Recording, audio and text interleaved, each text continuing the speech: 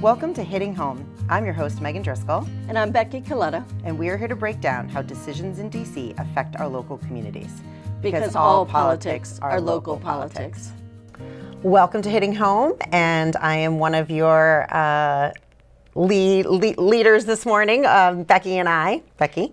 Hi, it's Becky Coletta. Nice to see you again this morning. It's been a little while, actually. We haven't taped in a couple weeks. No, we haven't. You had an awesome vacation. And we've been going everywhere. I know. You've been to Costa Rica. I've been to New York, Washington, D.C. It's been a fun couple weeks, but I'm glad to be back talking to you today. I had my 35th law school reunion in New York. Oh, my God. New York's great. Kind of makes you feel a little old. Yeah, it kind of makes you feel a little old. I'm on the 50th birthday round party, so we're all doing that.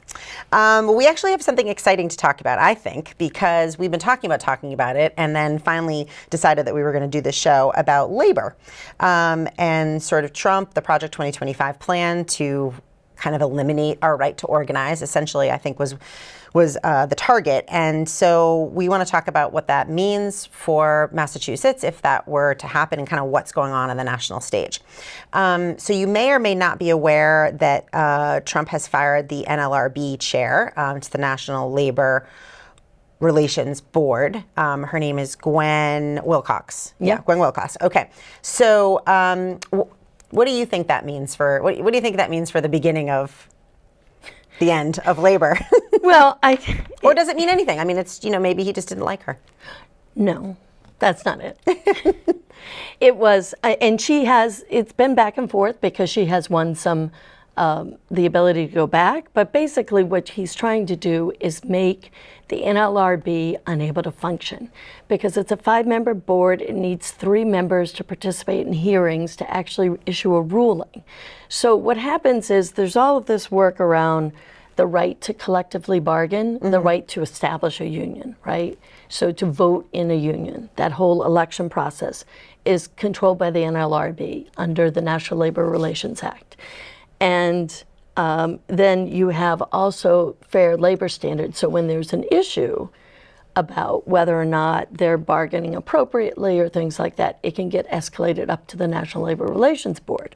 Well, right now, most things sort of get resolved. They are like the Department of Education for education in some ways. Well, but they're more because this is why I think Trump is going after NLRB is in part because they're union, but in part because they have an independent status to adjudicate or to make law. In the labor law field. And so because of that, they've been established by statute as this independent of the executive. So he can't just fire the entire NLRB. And he's challenging the constitutionality of that. And well, he did, so he has an executive order. He fired Gwen Wilcox and he has not replaced. No, because he doesn't intend to maintain it. So what happens is if you go through the process at the regional level, at the local level, normally those disputes would get resolved because if you didn't resolve them, it would get kicked up to the NLRB and you'd know what precedent said, what prior cases said about your issue. And so you would make a rational decision and not that many cases would actually go up to the NLRB. They would frequently get settled. Now, if you're an employer who's working with collective bargaining, you have no incentive to settle because if you just dispute whatever the regional office finds, it gets stuck. And nothing gets implemented. Because it can't get resolved because there's no chair of the NLRB. And because there's no majority. Right. So let's talk about the executive order. So he, in addition to firing her from that role, he issued an executive order. Want to tell us a little bit about that? So that was more recently. Yes.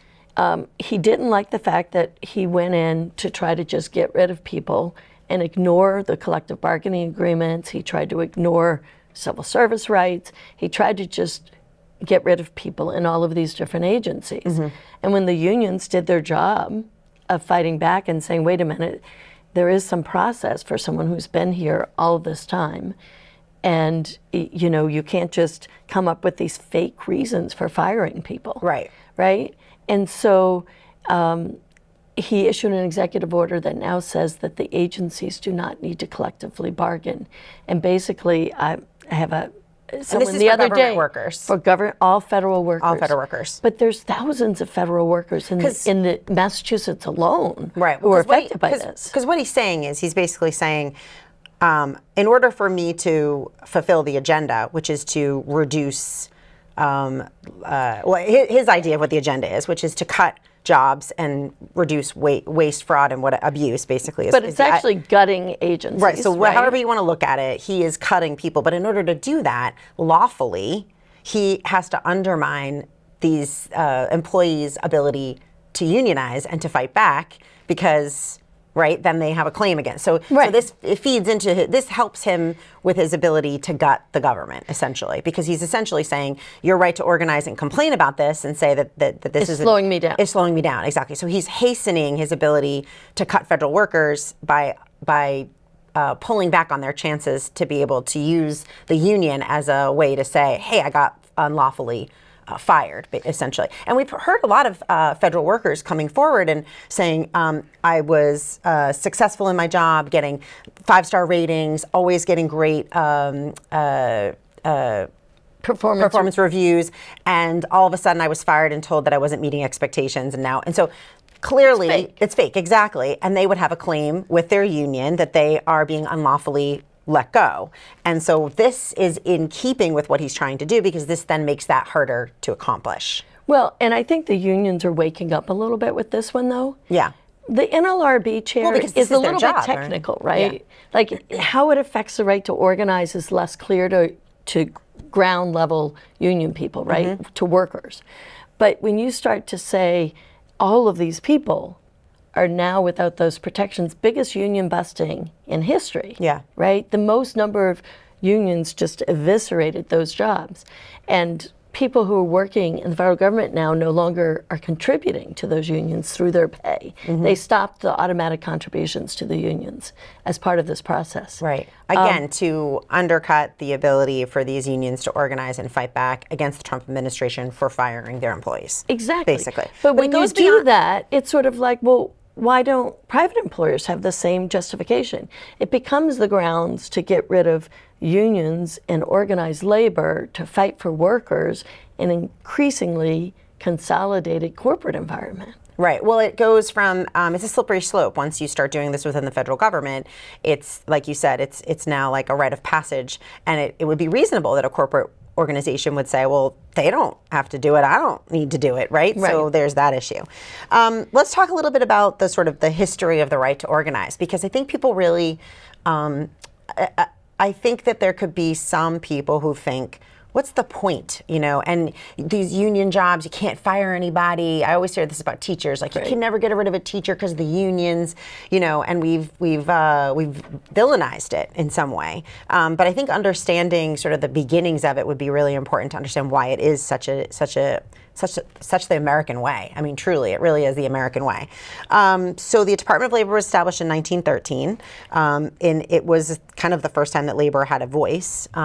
Frances Perkins, whom I love because we actually named we passed some wage equity legislation this past summer, and we actually called it the Frances Perkins Act. Which is actually really important, that wage equity legislation. We should talk about that separately. Yeah, we can. We can. It actually goes into effect in October, so October 2025.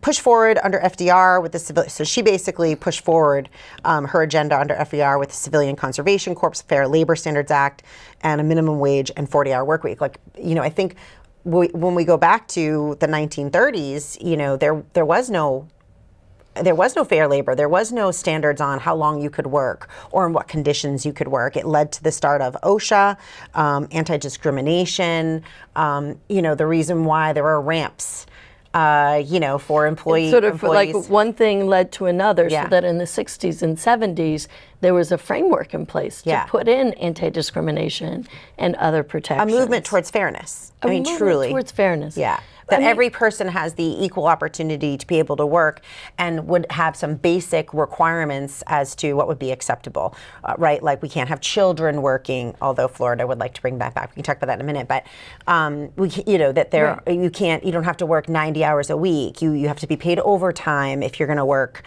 in the evening or on the weekends or on holidays. All of those things are related to sort of the beginning of us being able to organize, right? Right, and you know, you ended up before. It's hard for people to really remember. There was actually someone, a labor specialist, advocating the other day.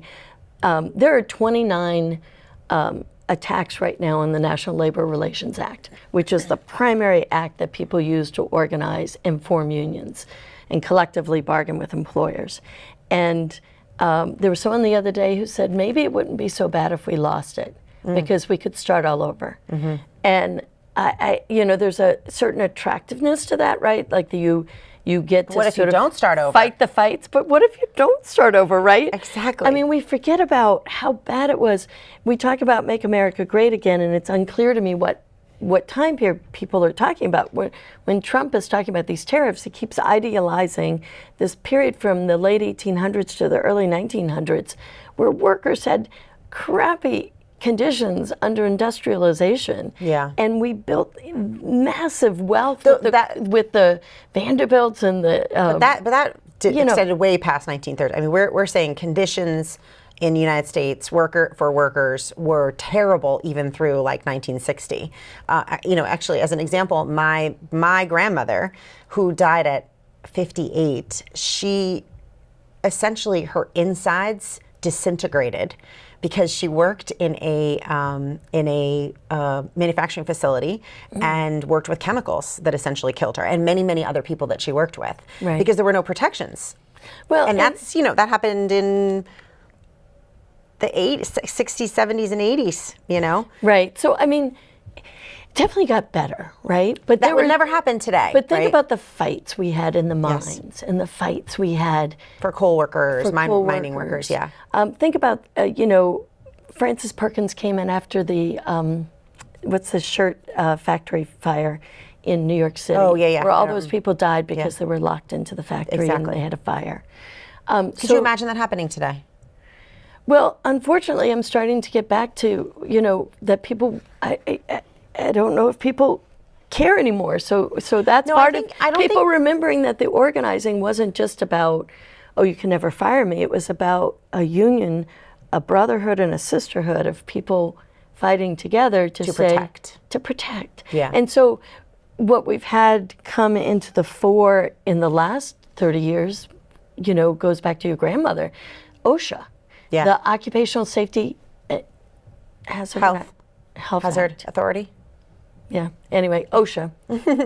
That's primarily, well, I mean, people know it because they'll see in their office building, you know, if they, you know, there's certain, you have to wear hard hats, you have to wear protective gear, you have to be strapped in if you're going to, you know, those kinds of things. It's basically designed for safety standards for people. If you're going to be working in an environment with chemicals, you need to be protected, which my grandmother was not. She didn't have protective, so she was touching things with her hands, things like that. And the other part of OSHA was NIOSH, the National Institute of Occupational Safety and Health. It's the research arm, essentially, that would come up with what is causing these people to have cancer, what is causing people to die, what is, you know, how are people having these accidents, what can we do to protect coal miners from the effects of coal mining? To protect their lungs. There's amazing research that has happened to make our jobs safer and safer over time. Yeah. Well, if you think about 9/11, if you think about 9/11, NIOSH was, you know, the OSHA, NIOSH was at the forefront of the research that was done to uncover what happened to people because they got so sick afterwards. And, you know, that none of that would have been done if we didn't have these protections, right? And Trump has, in addition to these other executive orders, he has canceled and fired 90% of the workforce of NIOSH. Yeah. So it's going after workers in so many different ways, and I think because it hasn't yet hit home completely, that workers haven't seen. There was a rally last weekend. Congressman Lynch, who's always been a strong labor supporter, held a rally in Quincy on Saturday as part of the May Day celebrations on workers' rights. And there were probably 1,000 people who showed up at that rally in Quincy. So people are starting to wake up to the impact making of the all of these connection. changes, making the connection between that and my life. Right. And that it's easy to say, oh yeah, that person should get fired and they're not. It's another thing to say, oh, I might get fired. Yeah, or I And might be it's going to be discriminated against. and fair. Yeah. Well, and if we think about, I think people, I hope that what we're doing in the show, right, is giving people background information and more broad information about the impacts of these things, because I do think that when you grow up, it's an entitlement almost in a way, right? We're entitled because we haven't had to worry about it, Right. and we haven't had to think about it, so we just take it for granted. That these protections are in place. I think it's really interesting what's happening in Florida. We'll get to how this is affecting Massachusetts, but I do want to say that I think it's interesting in Florida. So we've basically cut down on immigration. We have immigrants who are theoretically out there picking fields, working on construction sites. They are no longer coming to work, and the solve for that in Florida is to not relinquish entirely, but to make easier for children to work in the evenings and on the weekends. And I don't know exactly the details, but they are looking to expand that because they're hoping that child labor will solve their issues with some of the crops kind of dying on the vine, which is an interesting way to go about that. Well, yeah, I remember when my grandparents couldn't finish school, right, because they had to Go work. Yeah, right. And so, Are we going back to that? Maybe. And this is this idea. You okay? excuse me, She had too much fun in Costa Rica. I and did. came back. We had to wait to We had to wait to film video this. because she had a well, I think it was more allergies. Okay, so let's talk about how. So some of the things that the protections that the labor organizing provides us is OSHA, like we just talked about, Right. equal pay, minimum wages, overtime pay, firing based on discriminatory practices. Again, what the federal government is doing to federal employees by saying you are not doing what you need to be doing, which is a lie. That is exactly what is supposed to be protected. And it makes every state a right to work state. in a sense. Exactly, and the problems with that. Let's just pause on that. So what does it mean for a state right to, what does a right to work state mean? I just can't believe in Florida that's their solution, right? Because I remember my grandparents not being able to finish school Right. because they had to go to work on the farm. Right. And I can't imagine kids, because of their circumstances and their family, essentially, do they end up having to work overnight and not make it to school the next day when they're freshmen in high school? Right. Well, I think it's interesting to talk about Florida as it relates to them loosening, right, those regulations, whereas Massachusetts is actually doing the opposite. So I want to talk about what Massachusetts is doing because that's kind of like why we're all here. Like, what does Right. this happen at the federal level, and then how does it affect us here in Massachusetts? Okay. So I think I hope we've explained what would happen if the right to organize would be eliminated. Do you think we should spend a couple minutes on that? No, just all of these efforts to unionize places like Starbucks and all of the places that still aren't unionized with these large corporations, those, good luck organizing where there's no pushback. And you could from the see law. corporate organizations trying to slide. We could see it sort of it's not- disintegrate in other places, beyond just the federal government. mean, and also we could see this loosening of restrictions like what's happening in Florida, where all of a sudden, there is no overtime pay on Sundays, or we don't have to provide a bathroom that would be ADA compliant, or so you're really Right. talking about a very slippery slope. And by the way, the overtime on Sundays is actually a state law that there was some bargaining around when we got the paid family medical leave. So Okay. So it's weird. There are some issues that we can affect at the state level. Yep. But basic organizing rights. Yeah. One of the big things, corporations try to mess up the rights of unions to create a union in their business. And so they'll do things like have these really intensive meetings where they'll come in and try to convince workers not to sign the union cards Yes. or not to vote to join a union. And they'll harass employees. And there's some limits to how much those coercive meetings can happen. if you take that away, there's no limit on the ability of the corporation to really lobby on behalf of not doing it. Right. Exactly. And then just, again, I think a basic premise is just everybody knows a friend who's been or heard about a family member who's been fired for a discriminatory right? So, I mean, I think that basic right of being eliminated is just insane to me. It's insane to me that you can just fire somebody for their sexual preference or if they're in Massachusetts disabled. You can't do it for that. You can sue. You can sue, exactly. But you can't There's a afford an mechanism. attorney. Right, exactly. And so what ends up happening is, as an attorney, I can tell you I've had people come into my office saying it was really unfair what happened to me at work. Yeah. And I'm like, that was really unfair. And it was not handled well, but you may or may not have a right of action. Exactly. And it's Whereas going if to you're in cost a you union, this much money. If you're in a union, you have the union support. Right. Yeah, exactly. And so there is a due process that the union puts in place. That's right. There is a sense of fairness that the union gives you, and I would hope that we would be building towards more unions, not fewer unions. Well, the other thing too is when I think about union labor and I think about the kinds of people who join unions, who work in jobs where unions are really protective and important, it's, our middle to blue collar workers, I mean, it's really an assault on our middle class, just yet another assault on our middle class. And it's so interesting to me because I feel like he's the champion of the middle class person or of the lower class person. It's absolutely absurd because the policies that are put in place directly hurt people who would benefit from Right. these protections, Okay, so what we are doing in Massachusetts, it looks like the Democrats and the AFL-CIO, right? AFL-CIO and the Democrats have spearheaded legislation which is pretty innovative. Yep. As far It's as called the I Project know, Labor Act. they've led it, and no other state, New York and Washington, I think are going to try to get it as well.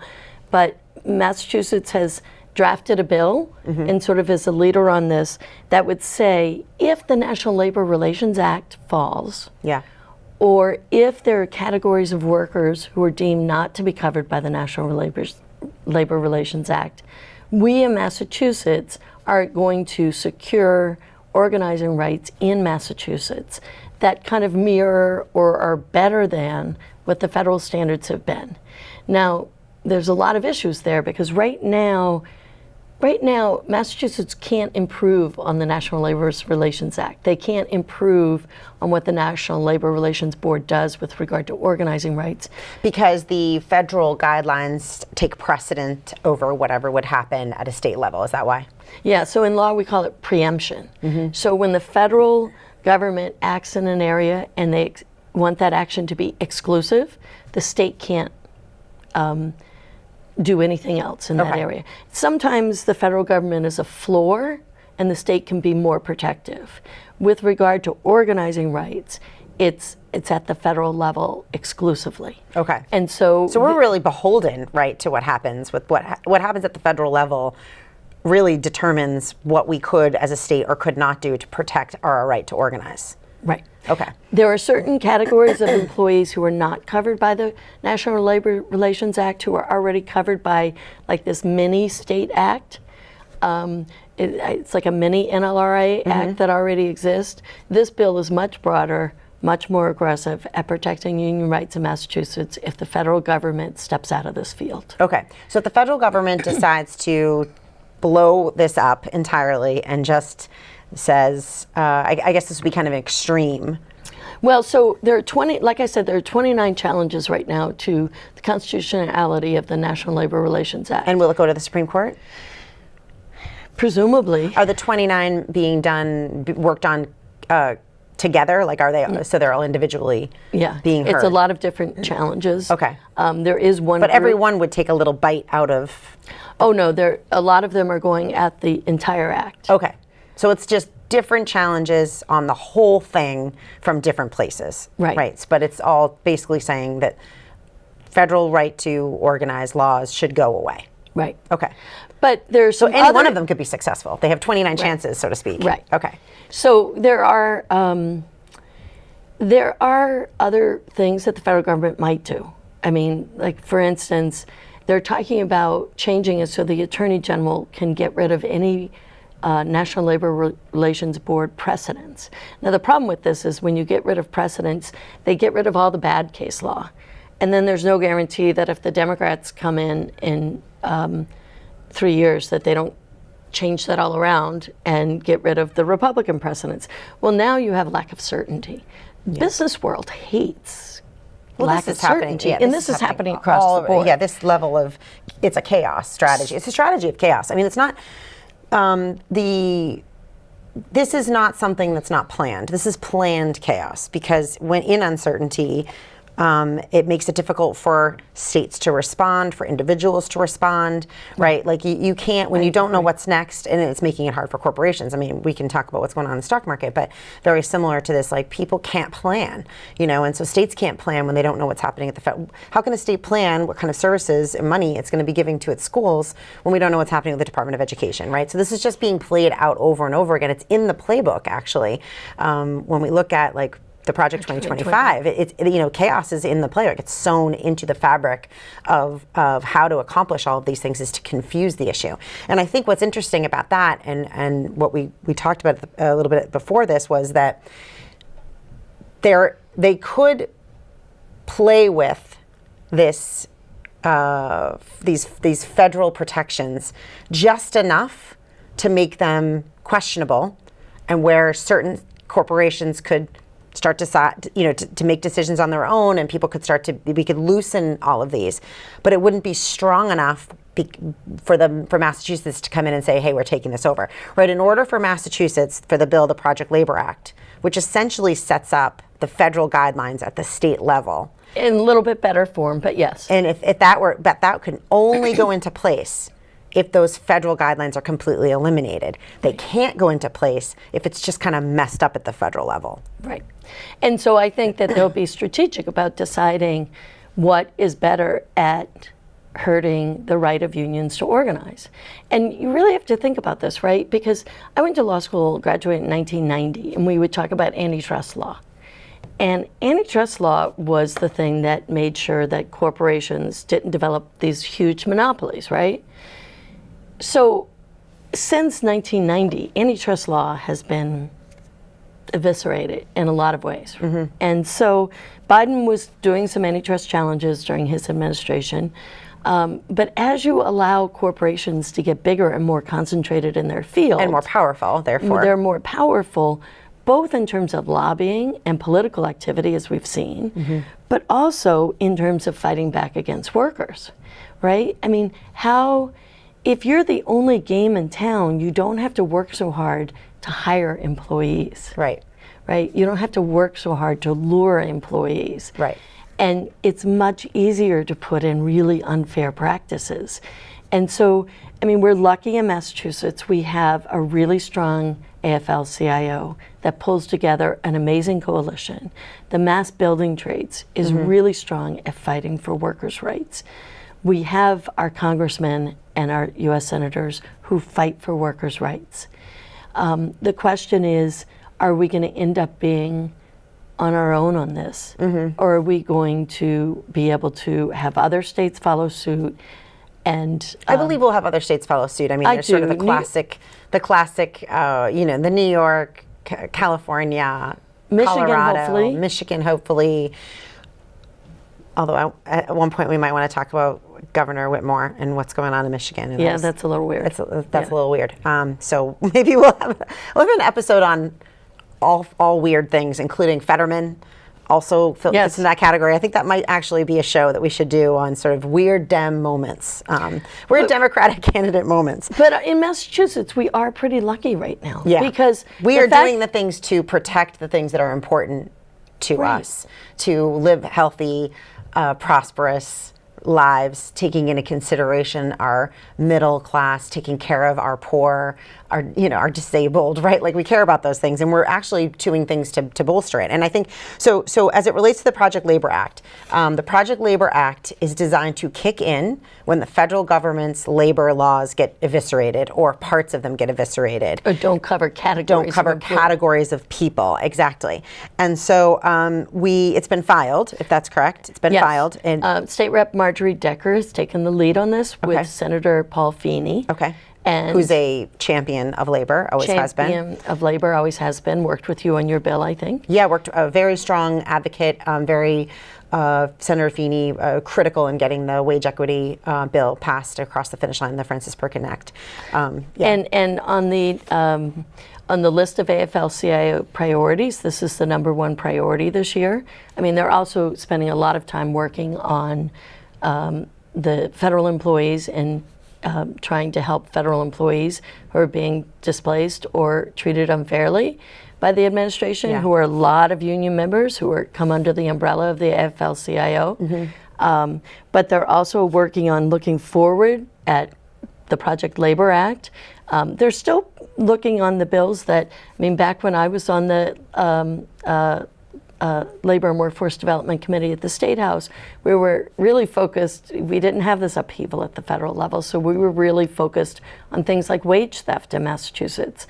And all those things go by the wayside when your basic rights to organize are under attack. I actually have, I still have some faith that the Wage Theft Act has some chance this year of passing after many, many years in the legislature. Maybe we could talk about that too. We can at some point, but there's other ways to protect, and we are taking the lead on this, and so that is a good thing. But I would like to encourage people to support the efforts of Representative Decker and Senator Feeney and the AFL-CIO in trying to make sure that Massachusetts is in a strong position to protect workers, because the rights of unions bring up the wages of other workers, even non-union workers. Right. Like if they collectively bargain for IBEW for the electricians in the union, that brings up the prevailing wage for non-union members. Right. And that ends up creating a for floor. electricians all over, for plumbers all over, for all these, for construction workers Right. all over.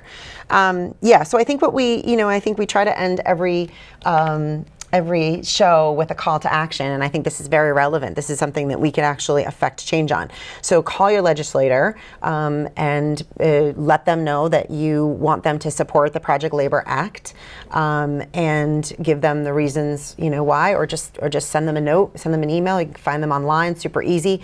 And I think that's something that could really move the needle in making sure that we have this protection in place in the event, or I guess maybe when the federal government starts stripping away some of these protections, which we think is coming down the pike very soon, right? So and it also sends a strong message of supporting unions, supporting union organizing, supporting our union friends who help to make life better for all of us. Right. Yeah. That's all we have today. We've got a couple really kind of fun episodes coming up, and we hope you'll continue to join us.